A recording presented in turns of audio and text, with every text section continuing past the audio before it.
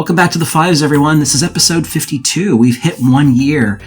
Kai and I are looking forward to producing a special anniversary episode, which should be coming very soon. This week, we're featuring films that had the social media feeds buzzing from creators Simon Meyer, Kavan the Kid, Masaki Mizuno, Shueti, and Secret Level.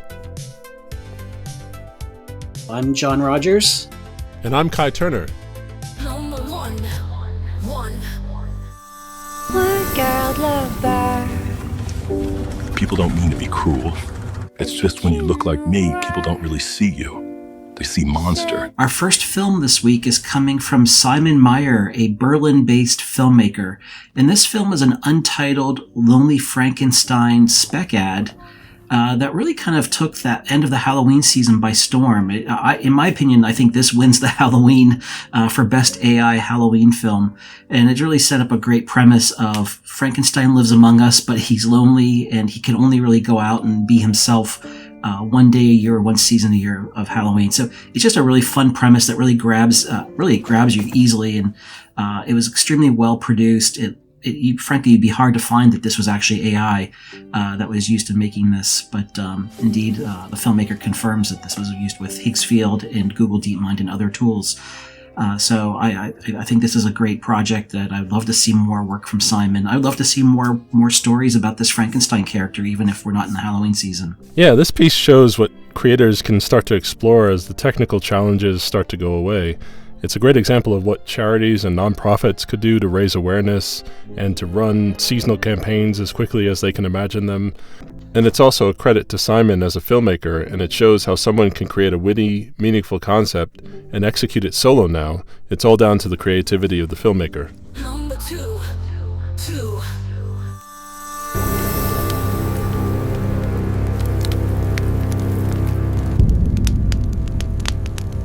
She could have flown us out of here. Next up, we have The Chronicles of the Bone, Prologue Part 1, The Last Lost Boy by Kavan the Kid, an LA-based filmmaker. And Kavan is back. I mean, he's really establishing himself as a leading filmmaker in this space, both for how prolific he is with his Echo Hunter series, which we featured a couple of times, and he's also showing an impressive range of genres by moving from his slick cyberpunk style to this gritty retelling of the Peter Pan universe. And here we see the last lost boy rescuing Tinkerbell, set in a kind of rundown urban version of Neverland. If this is the prologue, I look forward to seeing the full-length short. Kavan usually makes 10-plus minute films, so I'm sure he'll do the same here, and it's really a fun world that he's trying to explore. I'm incredibly excited by what Kavan the Kid is doing here with this Chronicles of Bone series, and I really can't wait to see more of these stories. I've talked many times before, even in a couple of the last few weeks, about looking at public domain IP and really trying to reimagine it and making it yours, right? It's out there. There's a ton of it. It's really well known, has great brand equity. And that's exactly what Kavan is doing here. He's doing exactly the thing that I think a lot of the AI filmmakers should be doing. Look at that public domain IP, put your unique and original spin on it, and really just make something exciting. And I love what he's done here. It's wonderful and really innovative, really surprising. I can't wait to see more. I would love for this to be maybe a setup of a film that gets distributed on a streaming service like a Netflix or a series on a Disney Plus. I could see this going as an introduction or a setup to either of those routes. Number three.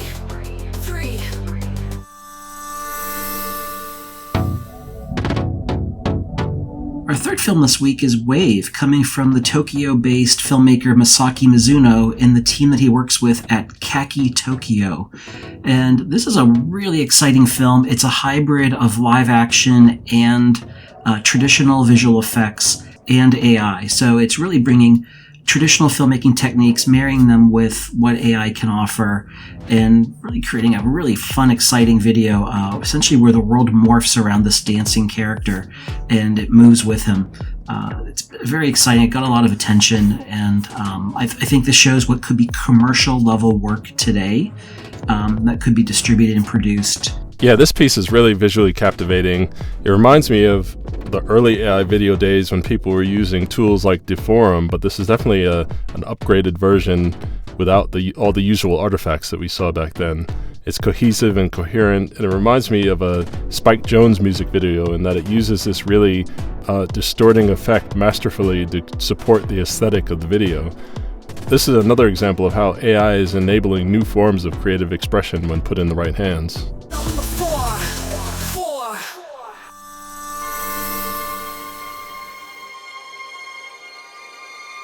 Next up, we have The Future is Here by Shueti, an Amsterdam-based filmmaker who was commissioned for the Upp Summit, which is a conference held by Upp Partners, a venture lab that's supporting a lot of companies that are building very forward-looking futuristic technologies.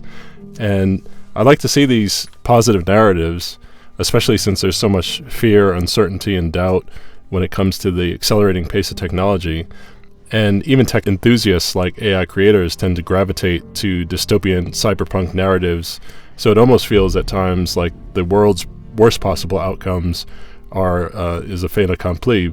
So this is a nice antidote to that, and it helps us visualize, as Reid Hoffman puts it, the future if everything breaks humanity's way.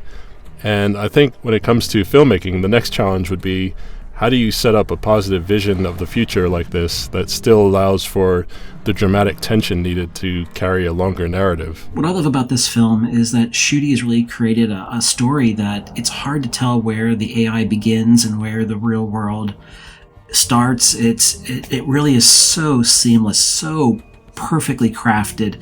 If I were to tell you it was AI, you wouldn't believe it. I think this is just an excellent piece of work. It's the second year that Shueti has done the intro video for the Upp Summit. It was so well received when he did the film last year that they asked him to come back and do it again. So you can look on his website, and he has last year's film as well, which is also just equally mind-blowing. I really love the message about this too, which probably is leaning into the theme of the summit, that the future is bright. Despite all the darkness we see in the world around us at times, that the future actually is bright, kind of in the long run, and love it. Number five.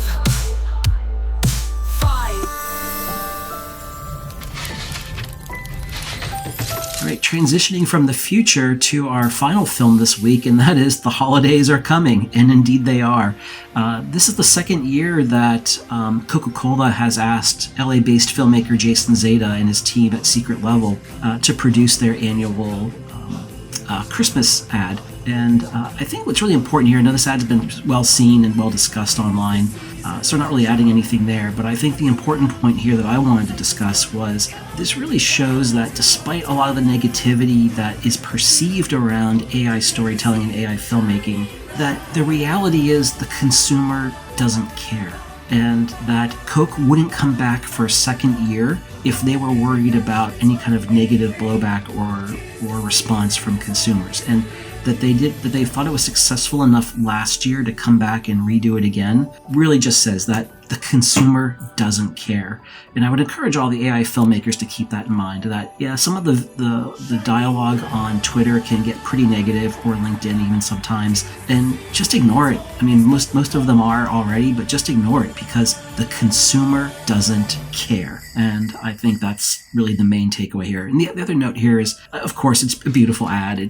Jason's one of the best in the space, so no surprise there. But I think it's also great as it's a time capsule for how AI video is progressing year to year. When you compare this year's film to last year's, you can really see the improvements in, say, the wheels spinning on the vehicle as it drives down the road, the definition of the characters and the fur and the detail, how realistic the world is that they've built here. All of that is clearly advanced in the last year. And I really hope that Coke keeps this going as an annual tradition, at least for some time to come, because I would love that time capsule aspect of being able to compare year to year as this goes on.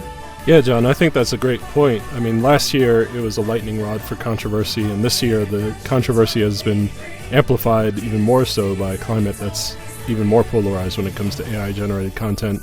And love it or hate it as a piece, I think you can't deny that the ad has become the center of attention, and dare I say that's the point. For a brand like Coca-Cola to do anything so edgy and radically at the edge of the cultural and technological zeitgeist, I think is impressive. And it's also impressive for a brand to accept that backlash that we've been talking about. But as you point out, they're noting that the backlash isn't coming from the consumer. The backlash is just coming from the observers in the AI space. And we've been doing this podcast for a year now, and I think it's all about watching these imperfections and technical glitches gradually give way to creative expression. So I think it's really a positive signal to see one of the world's largest brands also going on that journey, and we should support them for that. Thanks. That's it for this week. Please like and subscribe. See you next time.